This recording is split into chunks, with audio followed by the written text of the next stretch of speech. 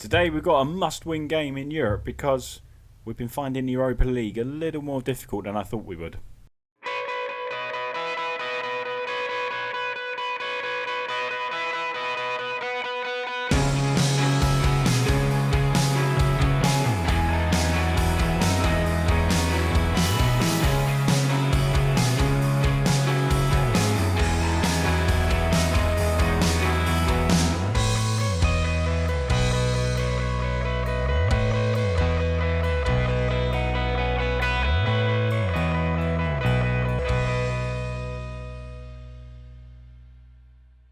Hello everyone, I'm Dan. Welcome to part 4 of Fearless Foxes, our Director of Football challenge here on Reesy. Hope you're doing very well indeed.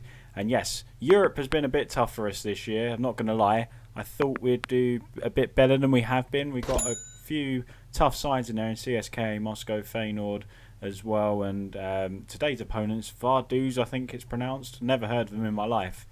Is a must-win game. We did beat them away last time out since you was last with us, one of the games in between, and let's show you exactly how we have been getting on since you was last with us then. So you was here for the pretty boring 0-0 draw against Everton, a game that we probably should have won but we didn't. Next time out we played Feyenoord 4 days later, and it was an embarrassing 3-0 defeat at home. Not ideal at all. I thought, they're going to be a tough customer, Feyenoord. Away from home, it will be difficult against them. So the home leg, well, I say leg, it's not a leg, but the home tie, we should be looking to win it. And we kind of got a bit embarrassed, didn't we? I don't know why, by the way. I don't know if anyone else has come across this.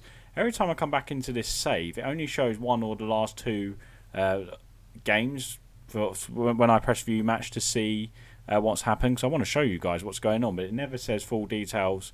It says full details can't be shown. I can do it on the last game, which we will come back to. As you can see, that scoreline was quite phenomenal. But I can't seem to go back into these games. I'm not sure why. If anybody does know why, please let me know down in the comments below, because it's something I want to fix, because it's not ideal. I'd like to click on some of these games and show you a bit more, but I can't for the life of me work out why that is doing that. But anyway, so yes, we lost 3-0 to Feyenoord. It was very disappointing indeed. We went away to Arsenal, got absolutely battered in the first half. Quite lucky it was 2-0. We changed it up a little bit to a diamond very quickly. Jamie Vardy pulled one back just after we went 2-0 down, but we couldn't get ourselves back into it. Second half we dominated with the diamond and 2 up top, and we just couldn't do it. But we put things right a little bit. It was a must-win game against Vaduz. I think it's Vaduz. Sorry if it's wrong. You know what I'm like now. I just say it as I see it. We won 2-0 away there. It should have been a bit more. I was quite disappointed it was only 2-0, but I was quite relieved we actually did win the game and get some points on the board in Group B. A good performance against Newcastle United as well at home next. I was a bit worried for the European hangover, but we won 2-1. Fantastic performance there. Mark Albrighton's come into the team the last couple of games, and he's scoring goals. He scored in Europe. I kept him in for the Newcastle game, and he scored again. Wesley Fofana also scoring directly from a corner, which is something we seem to have figured out here at Leicester, how to score corners. And the big one here, we can actually show you the details of this one, is Sheffield United away. This was a truly phenomenal match, and we played very, very well indeed. I mean, the stats kind of look like it's harsh on Sheffield United, but honestly, we were just so clinical. It was ridiculous. 6-0. They did have a disallowed goal at some stage as well. That would have brought it back to 5-1 at the time. But it was very good indeed. Barnes got a hat-trick, Vardy got 2, which is great, and Genghis Ünder getting on the score sheet as well. I don't know why we're looking at their shape, but if you look at this, all greens in there. Albrighton didn't have the best game, but Albrighton's been playing fantastic in the previous 2 before this game, so he will retain his place today against Vaduz again. Let's show you the competitions page. You can see where we are in the Premier League. We're currently occupying 4th position. 19 points from 9 games is very good indeed. We're averaging over 2 points a game, which is fantastic. And that currently we're on course for Europe. And the idea is to finish in the Europa League spaces, although I'd like to get the top 4 this season. But it's going pretty well in the Premier League. We managed to turn around that little bit of dip in form where I think it was it no win in 4 games, was it? Yeah, no win in 4 games. So we've managed to come out of that at the right side now and win 3 games on the trot, and 2 of them away from home as well, which is nice. So top 4 there, but as I said, we're struggling in the Europa League. The big result last time out against Vaduz, and I don't know why, every time I say it, I feel like I'm saying it wrong, but so apologies for that if I am. So some of you guys down in the comments probably correct me on it for sure. I had a lot of corrections on my Creator Club save in America as well, so which is very helpful because it helps me learn as well. But yes, we've got 3 points. We're in with a shout again because we're only 2 points behind Feyenoord now. We're 4 points behind CSKA Moscow. I don't envisage us winning the group at all. We do have to play Moscow at home, which is good.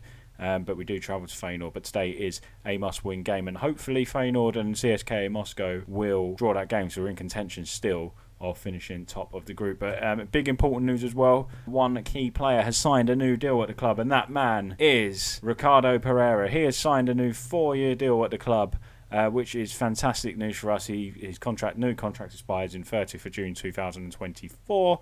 He's 70 grand a week. Thought he'd be on more. He's an absolute star player before his injury for Leicester, and he's struggling to get in my team, but he is a key player. He is returning from injury. That's why we're not playing him an awful lot. It's mainly Castagna and James Justin at the moment, but we are nursing him back, and he does feature today as well. But he hasn't got a buyout clause, which is very good for us indeed. It shows the club are looking to keep hold of these players, but I'm still wondering if we'll keep the model, if the model in game will remain the same, as Leicester will ship out a key player in the summer. But we'll see how that goes. But let's get straight into today's game, guys, against Vaduz. So it's Kasper Schmeichel in goal, James Justin, Kagalar Soyuncu, Johnny Evans and Ricardo Pereira at right back, Tielemans and Ndidi in midfield, Barnes, Perez in the number 10, Mark Albrighton retains his place as an inverted winger on the right hand side, Kelechi Iheanacho comes in for Jamie Vardy. We've rested Vardy today because we've got Southampton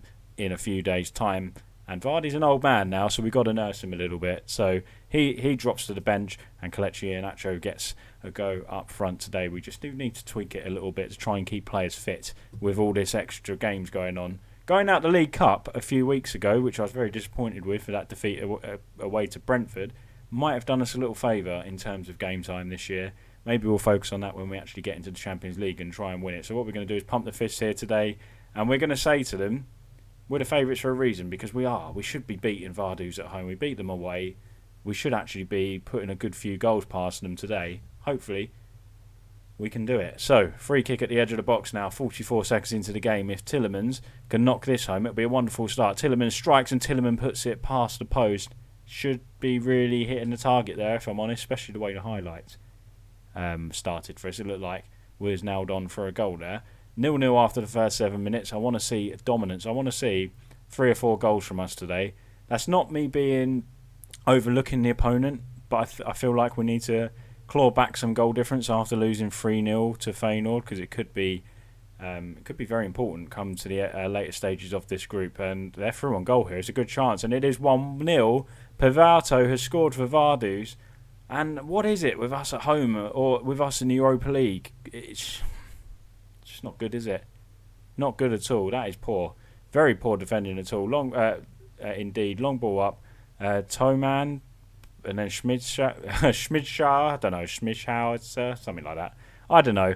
Puts it through. Pivato scores. Schmidhauser is how that's meant to be pronounced.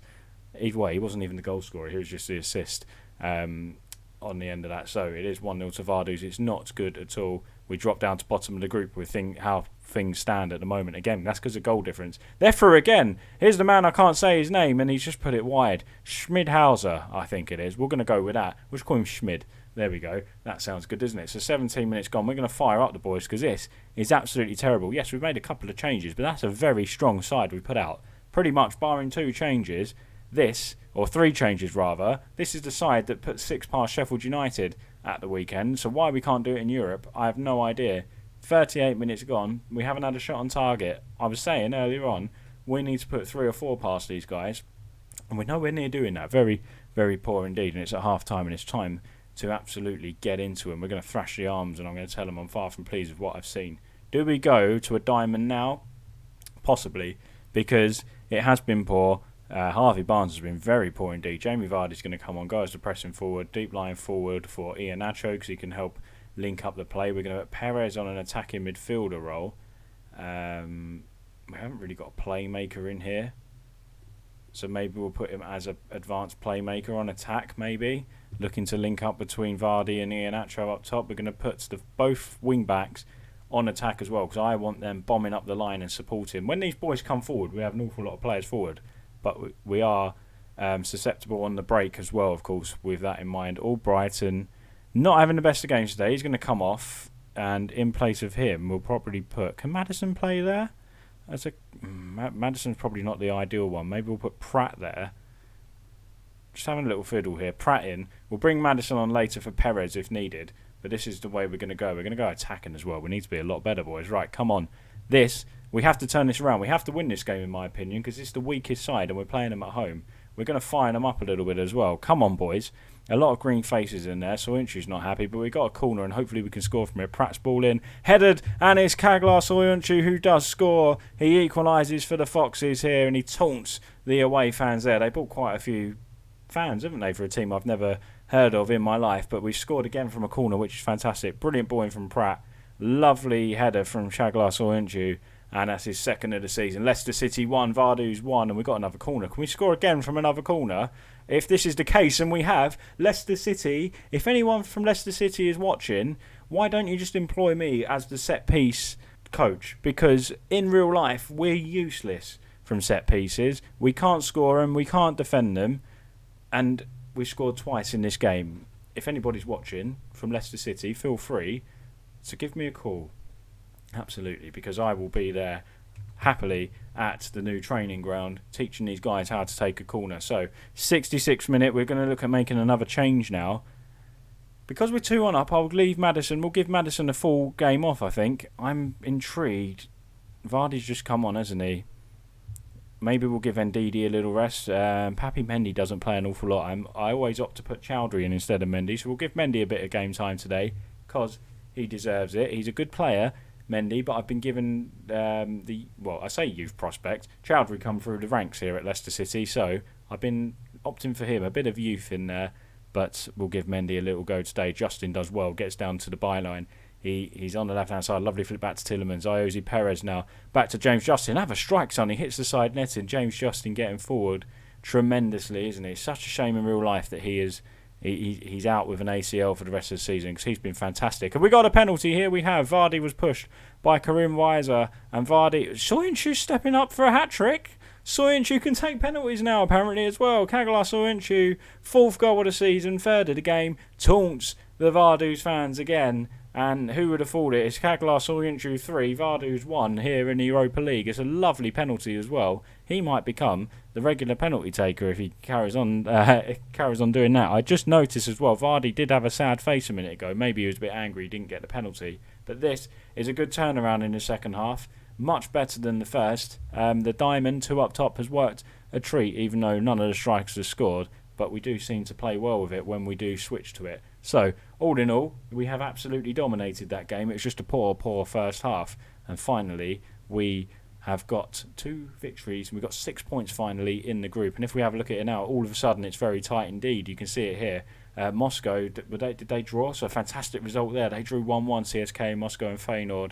1-1 there, which means we are 2 points behind CSK and Moscow.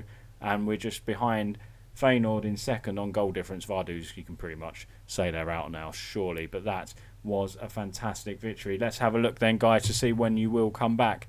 And I'm quite inclined to bring you back for this Feyenoord game away. I mean, it's only 4 games away, but that looks like it's going to be a very important game indeed. If we can beat CSK in Moscow as well. We can't qualify in the next game, so we'll come back for the Feyenoord one because our fate in Europa League will be sealed on that day. So, guys, if you did enjoy that episode, please drop a like on the video, subscribe to the channel if you're new here, and make sure you hit the little bell to be notified every time I upload a video. Catch me streaming on Twitch as well on Tuesdays and Thursdays from 8 PM at twitch.tv/ReesyFC. And yes, thank you very much for watching. We'll see you next time here on Reesy FC. Bye bye.